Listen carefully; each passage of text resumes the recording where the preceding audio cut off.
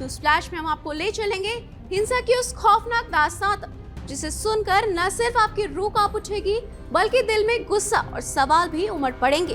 बांग्लादेश में हिंसा का नया शोर। बीएनपी नेता के घर आग लगने से 7 साल की मासूम बेटी जिंदा जलकर मौत, पिता और 2 बेटी गंभीर रूप से घायल। लक्ष्मीपुर जिला के भवानीगंज यूनियन में हुई इस दर्दनाक वारदात ने देश में लॉ एंड ऑर्डर पर भारी सवाल खड़े कर दिए।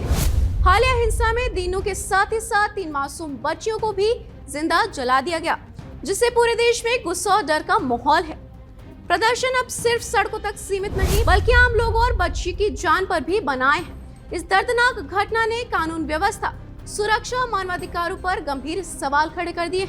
शनिवार की देर रात लक्ष्मीपुर सदर उप जिला के पश्चिमी 4 मानसा गांव में स्थानीय बीएनपी नेता बेलाल हुसैन के घर को अज्ञात लोगों ने कथित तौर पर पेट्रोल डालकर आग से जला दिया।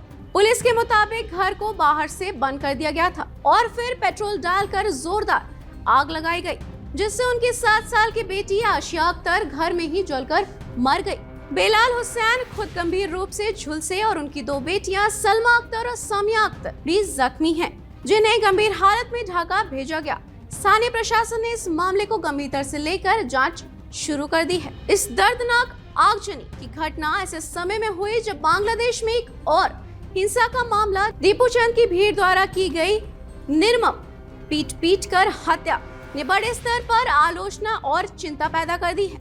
18 दिसंबर को मायमेन सिंह के भालुका उपजिला में दीपू चंद दास, एक हिंदू रेशम कारखाना कर्मी पर धार्मिक आरोपों के नाम पर भीड़ ने हमला कर दिया और उन्हें बेरहमी से मार दिया। फिर उनका शरीर पेड़ से बांधकर जला दिया गया।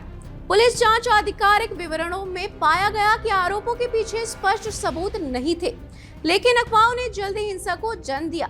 इस प्रकरण ने देश में मॉब वायलेंस और धार्मिक तनाव को उजागर किया है। दीपू चंद्र से जुड़े बांग्लादेश के तथाकथित हिंसा वाले मामले में उन पर लगाए गए आरोपों को लेकर कई तरह की चर्चाएं हैं, लेकिन अब तक सार्वजनिक रूप से कोई ठोस और विश्वसनीय सबूत सामने नहीं आए हैं जो इन आरोपों को पूरी तरह सही साबित करें।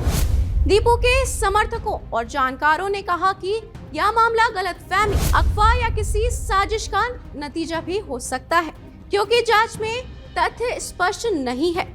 कानून के अनुसार जब तक किसी व्यक्ति पर आरोप साबित न हो जाए तब तक उसे निर्दोष माना जाना चाहिए और इसी आधार पर दीपू चंद पर लगाए गए आरोपों को एक तरफा मानना न्याय संगत नहीं कहा जा सकता। दोनों घटनाएं बीएनपी नेता के घर पर आगजनी और दीपू चंद की भीड़ हत्या बांग्लादेश में बढ़ती असुरक्षा, अराजकता और राजनीतिक व सामाजिक विभाजनों का संकेत है। स्थानीय नेता, नागरिक संगठन और अंतर्राष्ट्रीय मानवाधिकार समूहों ने सरकार के त्वरित और निष्पक्ष जांच तथा दोषियों को कानून के अंतर्गत लाने की मांग की है।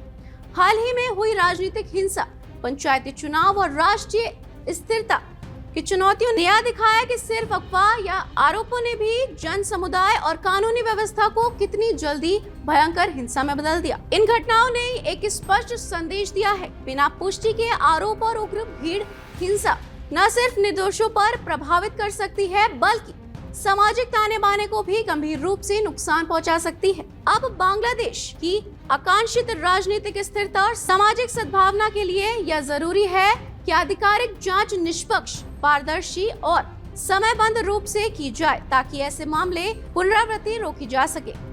न्यूज फ्लैश में हम ऐसी घटनाओं को सामने लाते हैं जहां शोर और अफवाहों के बीच दबा दिया जाता है बेगुनाहों का सच, और सच को पूरी ताकत के साथ आपकी आवाज बनाकर पेश करते हैं। ऐसे ही दिल दहला देने वाले मामले की परतें हम लगातार आपके सामने खोलते रहेंगे ताकि हर बेगुनाह की आवाज अंधेरे में दबी ना जाए।